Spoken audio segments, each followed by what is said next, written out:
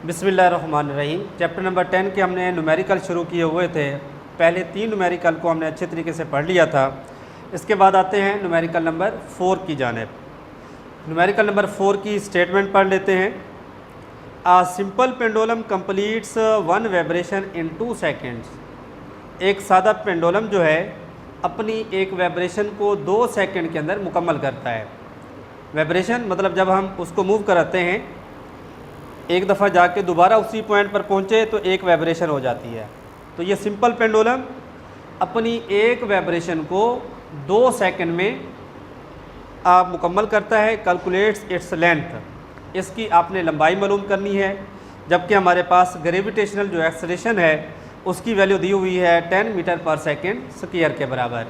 तो सबसे पहले इसका डाटा अरेंज कर लेते हैं कि जो जो चीज़ हमें गिवन है वो लिखते हैं। टाइम पीरियड टी जो है वो 2 सेकंड दिया हुआ है। इसके बाद ग्रेविटेशनल एक्सेलरेशन वो है 10 मीटर पर सेकंड स्क्वायर। इसके बाद लेंथ ऑफ पेंडुलम, इसकी जो लंबाई है उसको आप एल के साथ डिनोट करेंगे। ये आपने फाइंड करना है। तो इसका फार्मूला लिखेंगे जो आपने पहले 3 न्यूमेरिकल्स में इस्तेमाल किया है, T = 2 पाई L/G। तो यहाँ से आपने स्क्वायरिंग करके इसके साथ आपने L की वैल्यू को फाइंड कर लेना है।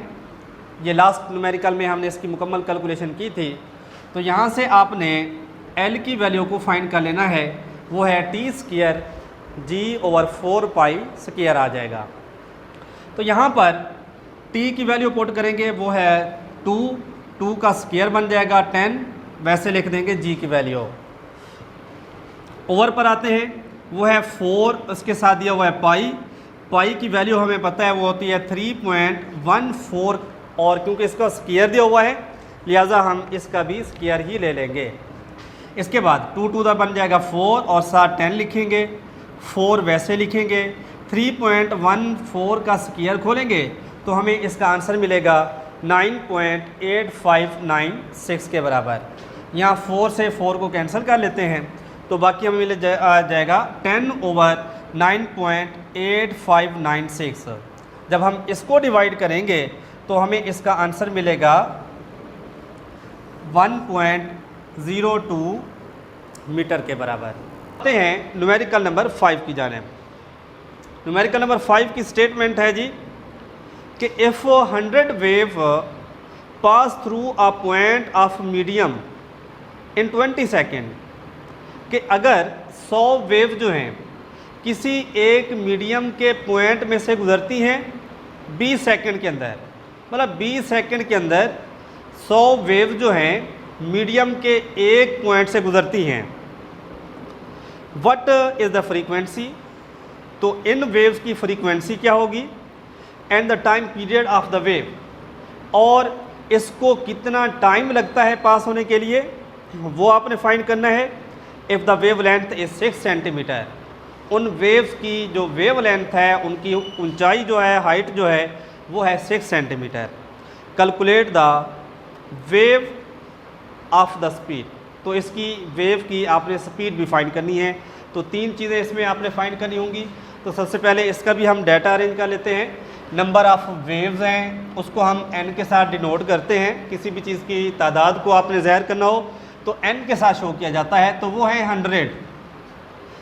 इसके बाद टाइम टू पास 100 वेव्स, कि इन 100 वेव्स को उस मीडियम के पॉइंट में से गुजरने के लिए टाइम कितना लगता है, वो है जी 20 सेकेंड। उसके बाद वेव लेंथ, इस वेव की जो वेव लेंथ है वो है 6 सेंटीमीटर। सेंटीमीटर को आपने मीटर में चेंज करना है तो 100 पे डिवाइड करोगे, इसका हमें आंसर मिल जाएगा 0.06 मीटर। यानी कि इस तरीके से नंबर ऑफ़ वेव है 100, टाइम है 20 और वेव लेंथ की वैल्यू है 0.06 मीटर के बराबर। तो आपने फाइंड क्या करना है, एक तो इसकी फ्रीक्वेंसी फाइंड करनी है वेव की, और इसके बाद टाइम पीरियड फाइंड करना है, और स्पीड ऑफ वेव भी फाइंड करनी है। 3 चीज़ें आपने फाइंड करनी है। तो सबसे पहले हम इसको ABC पार्ट का नाम दे देते हैं। सबसे पहली चीज़ आपने फ्रीक्वेंसी फाइंड करनी है। अब फ्रीक्वेंसी क्या होता है, ये इसका फार्मूला लिखा हुआ है, number of waves passing in unit time, यानी कि 1 सेकंड में गुजरने वाली वेव्स की तादाद को हम फ्रीक्वेंसी का नाम देते हैं। तो हमने उसका फार्मूला लिख दिया है, frequency is equal to number of waves over time. अब नंबर ऑफ वेव जो है हमारे पास 100 है और टाइम जो है 25 का क्या हो जाएगा 5, तो फ्रीक्वेंसी की वैल्यू हमें मिल जाएगी 5 हर्ट्ज़। अब आते हैं इसके दूसरे हिस्से की तरफ। अब दूसरा हिस्सा है कि आपने टाइम पीरियड को फाइंड करना है।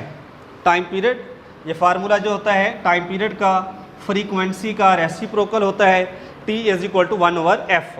f की वैल्यू कितना है 5, अभी आपने फाइंड की है। 1 को आप 5 पे डिवाइड करेंगे तो हमें मिल जाएगा 0.2 सेकेंड, 0.2 सेकेंड मिल जाएगा। इसका लास्ट पार्ट है कि स्पीड ऑफ वेव आपने कैसे फाइंड करनी है। ये हमने फार्मूला प्रूव किया हुआ है कि स्पीड का formula v is equal to F lambda. अब हमारे पास फ्रीक्वेंसी की वैल्यू का भी पता है हमें और लेमडा अभी हमने फाइंड किया है, तो इन दोनों की वैल्यू को आपने मल्टीप्लाई कर देना है। तो ये बन जाएगा f की जगह पर उसकी वैल्यू 5 और इसके बाद है लेमडा। लेमडा जो है हमारे पास 0.06 मीटर के बराबर। इन दोनों को मल्टीप्लाई करेंगे तो हमें आंसर मिल जाएगा 0.3 मीटर पर सेकेंड। नेक्स्ट न्यूमेरिकल पर आते हैं। न्यूमेरिकल नंबर 6 है, बहुत ही important numerical. A wooden bar vibrating into the surface in a ripple tank.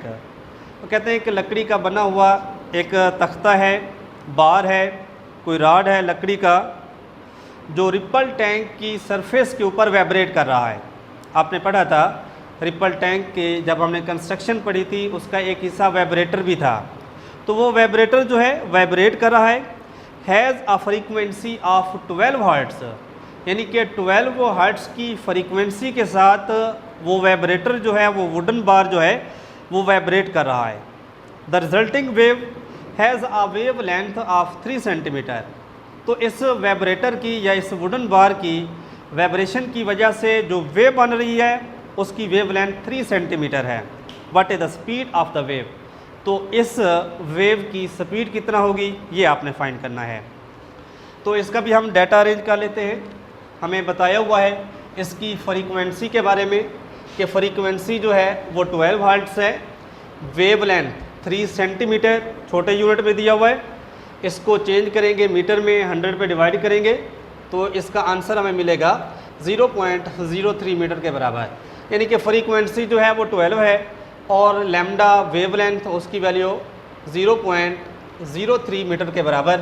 Speed आप वेव फाइंड करनी है, बहुत ही आसान सा फार्मूला है, v is equal to F lambda.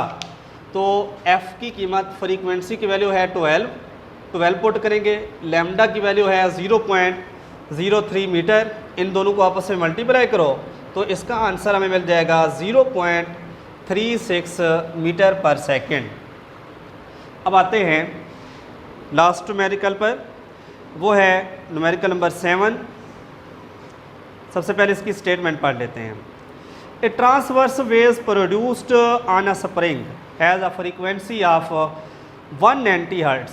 एक ट्रांसवर्स वेव है जो एक स्प्रिंग से हमने प्रोड्यूस की हुई है, उसकी फ्रीक्वेंसी 190 हर्ट्ज़ है। ट्रांसवर्स वेव्स, इसके बारे में हमने पढ़ा था, ये ऐसी वेव्स होती है जिसमें मीडियम के पार्टिकल की जो मूवमेंट होती है वो परपेंडिकुलर होती है या वर्टिकल होती है। And travel along the length of a spring of 90 metre, यानी कि वो स्प्रिंग जो है जिसकी लेंथ बताई हुई है वो 90 मीटर है। इसके बाद इन 0.1 सेकेंड, यानी कि 0.1 सेकेंड के अंदर 90 मीटर जो हमारे पास स्प्रिंग है लेंथ थी, उसके अंदर जो वेव की फ्रीक्वेंसी बन रही है वो है 190 हर्ट्ज़। तो आपने फाइंड क्या करना है, इसके ABC पार्ट है, period of the wave find करना है, speed of the wave find करनी है और वेव लेंथ फाइंड करनी है। इसमें भी हमने 3 चीज़ों को फाइंड करना है। तो सबसे पहले इसका भी डाटा लिख लेते हैं। तो फ्रीक्वेंसी ऑफ वेव जो है वो 190 hertz, length of the spring उसको हमने s के साथ ज़ाहिर किया हुआ है, वो 90 मीटर के बराबर। Time to pass the wave, उस वेव को गुजरने के लिए जो वक्त लगता है वो है 0.5 सेकेंड। इसके बाद है time period of the wave T find करना है, स्पीड ऑफ वेव और वेव लेंथ, ये 3 चीज़ें आपने फाइंड करनी है। तो सबसे पहले हम फ्रीक्वेंसी को फाइंड करते हैं, टाइम पीरियड को फाइंड करते हैं। टाइम पीरियड का फार्मूला जो कि फ्रीक्वेंसी का रेसिप्रोकल होता है उसकी वैल्यू पुट करो। एफ़ की वैल्यू है हमारे पास 190 को डिवाइड करेंगे तो आंसर मिलेगा 0.005। इसको राउंड ऑफ करेंगे तो अप्रॉक्सीमेटली इसका आंसर जो हमें मिल जाएगा 0.0 सेकंड के बराबर आ जाएगा। इसके बाद इसके बी पार्ट पर आते हैं कि स्पीड ऑफ द वेव आपने फाइंड करनी है। स्पीड का वही पहले वाला फार्मूला v = s/t वाला फार्मूला लगाएंगे। अब s की वैल्यू हमारे पास 90 है और टाइम की वैल्यू जो है 0.5 सेकेंड। 90 बाई 0.5 डिवाइड करोगे तो हमें इसका आंसर मिल जाएगा 180 मीटर पर सेकेंड। लास्ट पर आते हैं wave length of the wave. Formula वही लगाएंगे v = f लैम्डा। यहाँ से आपने लैम्डा को अलग करना है तो f दूसरी साइड पर जाके डिवाइड हो जाएगा। तो इसका नया फार्मूला जो बनेगा वो है लैम्डा = v/f के बराबर। अब v की जो वैल्यू है वो 180 है और f की जो वैल्यू है 190 के बराबर है। इन दोनों को डिवाइड करेंगे तो हमें इसका आंसर मिलेगा 0.95 मीटर के बराबर। आई होप आज के न्यूमेरिकल आपको अच्छे तरीके से समझ आ गए होंगे। इसके हवाले से कोई भी क्वेश्चन हो तो आप पूछ सकते हैं। शुक्रिया।